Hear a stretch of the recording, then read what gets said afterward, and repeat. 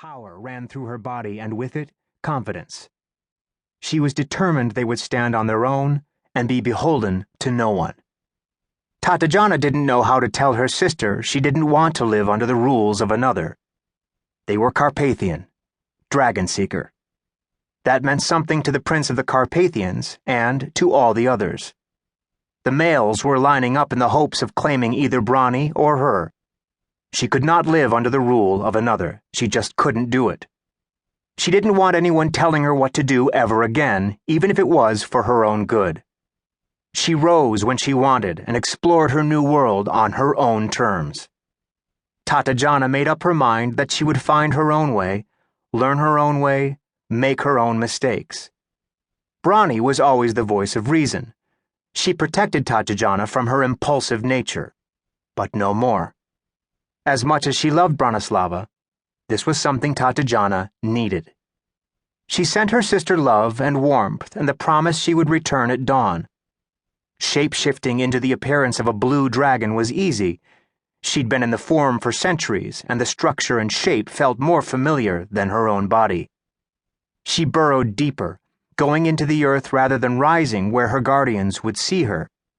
She'd already dug a tunnel, and she moved quickly through the packed soil. She'd chosen to exit several kilometers away from her resting place in order to ensure Bronislava's safety and to make certain the guardians would have no idea she'd risen early.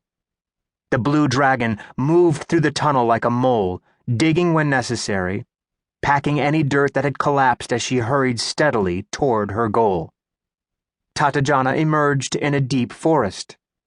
She was very careful to scan the earth above her before the blue dragon poked her wedge-shaped head out of the hidden entrance. She surfaced in the midst of a thick, gray fog. Trees appeared as giant misshapen scarecrows with outstretched arms, swaying slightly, just enough to give them the appearance of monsters. Tatijana had known real monsters, and the dense forest of trees veiled in gray didn't alarm her in the least. Freedom was amazing.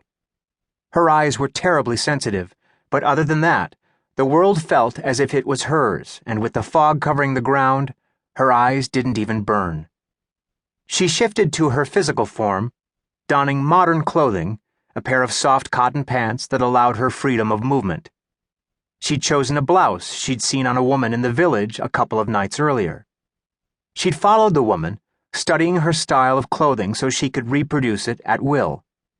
Everything seemed strange to her, but that was part of this excitement of discovery.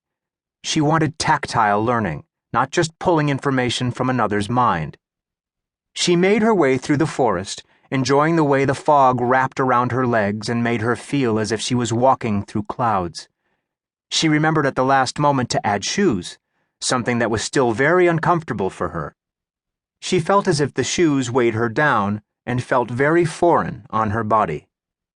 The wind rushed through the trees, kicking up leaves and swirling mist around tree trunks. The mist began to rise from the floor as she walked toward the only light at the forest's edge that she could see. Music poured from the building, singing to her, beckoning. But this time she knew she wasn't going just to hear those beautiful notes. She normally chose a different location every night to glean more information to share with her sister. This place called to her every rising now. The feeling was so strong it was nearly a compulsion. She had resisted for a few days, but she couldn't stop herself another night. She drew closer to the building. The windows were lit with that same yellow glow, two eyes staring at her through the thick mist. A chill went down her spine, but she kept walking toward it. The Wild Boar Tavern sat on the very edge of the forest, surrounded on three sides by heavy brush, trees, and plenty of cover for anyone needing to hide quickly, providing shelter and camaraderie as well as easy exits should the law happen to venture near. The tavern offered regulars comfort by the fire, warm food, and plenty to drink. The crowd was rough, no place for the timid, and even the law generally avoided the place. No one asked questions, and everyone was careful not to officially notice anything.